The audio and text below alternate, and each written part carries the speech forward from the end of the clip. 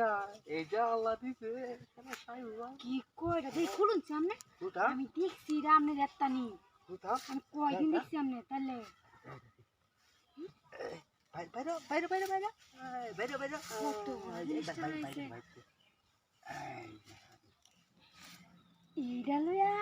এর লিগে তো কই তোরা সিনে আপনি একটা কেমন এটা কি তো এটা কি তো এইটা কি হেডার করে হেডার ও গানটা আছে লগেটা দেখছি এখন একাই না মাইছে ono কথা নদী